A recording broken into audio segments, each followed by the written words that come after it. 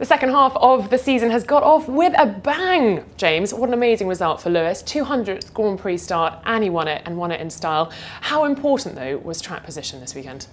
Normally you would go to Spa and expect that actually it's a very easy track to overtake, and that's somewhat true. You saw at the restarts, and even at the beginning of the race, Vettel was a fierce adversary right alongside him both times. But the reality is, once everything's working, the tyres are up to temperature, it's actually reasonably difficult to get two cars near similar performance to overtake one another.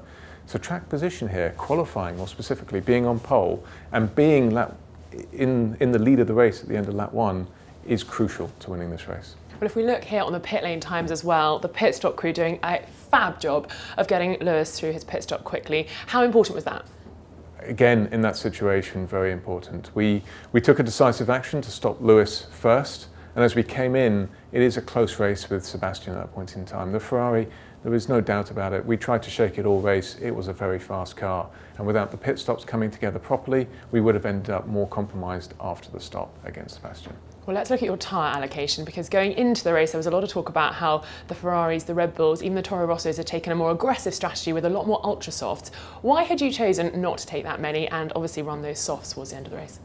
Spa is, on the calendar, one of the most difficult circuits. It's a very long lap, but not just that. There's a lot of corners that are very aggressive on the rear tyres. And the ultra soft tyre, very fast, especially in qualifying, but did suffer during the course of the race, especially with degradation. And the soft was a huge amount more resilient to that. On our car especially, the soft tyre was working extremely well and was absolutely a faster tyre than the ultra soft. So for our allocation, we biased it towards that harder compound. Other teams went for different risk factors. Ferrari, going into qualifying, had exactly the same amount of tyres we did. Red Bull, on the other hand, didn't do any running on the soft all weekend and really chose to favour the softer compounds for them and commit to a two-stop race. This race ended up being a two-stop, that safety car really being the primary cause behind it. But actually going into it, a lot of teams, including ourselves, were considering whether it was really a one or a two-stop race. Well, let's look at the safety car, because before we went into the safety car period, the order was obviously Lewis, Sebastian and then Valtteri. But straight afterwards, Valtteri unfortunately losing that place. What happened there?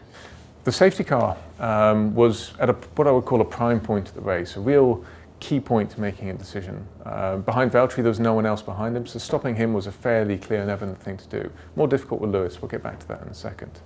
The question became, from there to the end of the race, what should we do with tyres?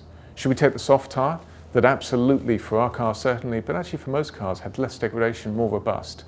But your downside is this, it's just a little bit harder to warm up. If you get it warm, no problems at all. If you can't, you're going to struggle at the restart.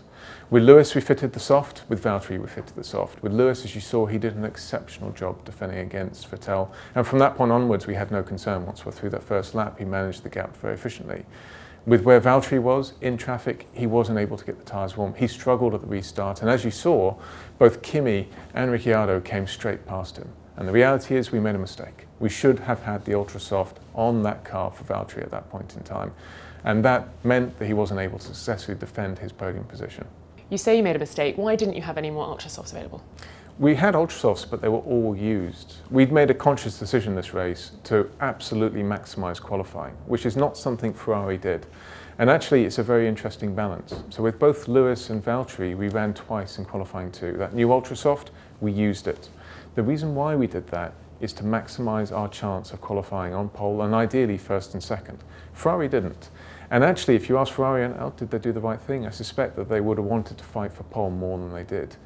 Qualifying was a mixed affair. So what happened in qualifying 2 is Ferrari had a very straightforward run, but their first run in qualifying 3 was hampered.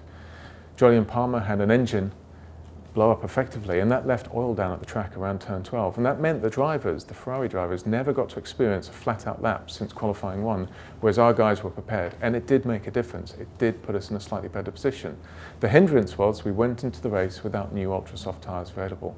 And it's a weakness. Come a safety car towards the end of the race like this, you're not going to be able to fit the same tyres they are. We can fit a used ultra-soft, but it's not going to be anywhere near the grip that the new one provides. James, interesting question. If the Force Indias hadn't come together and we hadn't had a safety car, how do you think the race would have played out? That is an interesting question. The reality is, both Ferrari and ourselves were going to the race not fully knowing if it was a two-stop or a one-stop.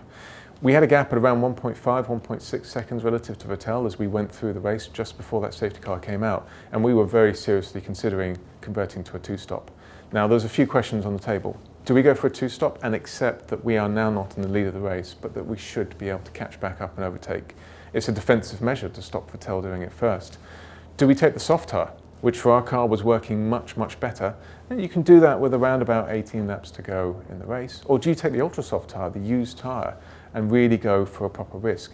And the difference that lay down is obviously the ultra soft would have to been much, much later. So every lap you wait, you're allowing Ferrari the chance to stop.